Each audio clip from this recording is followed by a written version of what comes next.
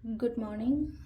Ngasigi card ki message yung minarase ko. Ngasi se nomajing numit ahambada nomajing gi number ko. Nomajing gi number se 156 leire. Aduga kalatana pink kumba kay gumba dumina set pi bayay ko. Pink color set payay 156 leire. Aduga amana sum chak thongbada ko na habade chini angang bugumba katang maminggi nomai taraga happy bayay ko. Aduma leire ko. Ando ahambada ko ki keno yengase ko ID card ki message se yengase aduga timing Afaba so happy I am the share to Zarage ko. Adusida card home katang sok chake ko card number 1, card number 2,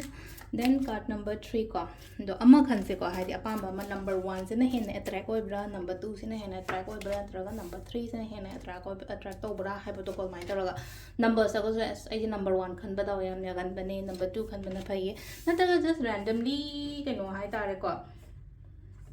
adum keno to bibe ko adu sida lere ko ahum se card ahum sidagi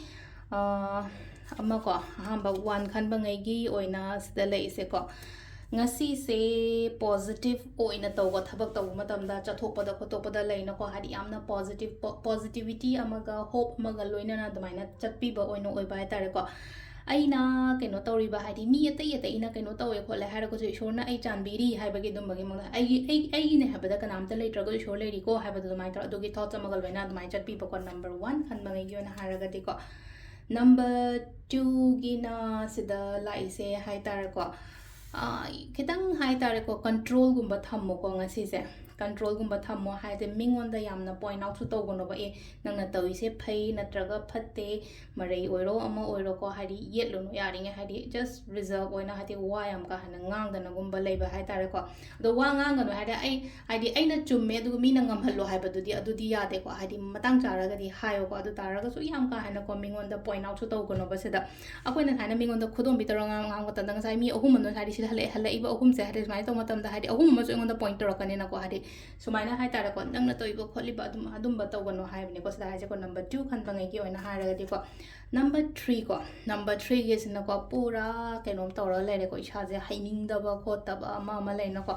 fattaba thoughts fattaba energies kumba kai kumba hai tara koi question laga leibo do aduna ko khatang fresh up oina ba gi damak ta hai tara ko hadi sigi ke no mayam se de wakhan na traga sigi surrounding negativity and negative energies mayam se tholong na hadi ko phajana leina ko imung manung se wairam phajana sitok khotok tawraga hadi isha ka se na leira wakhan nu aina lebiyo yaring ngasi se ko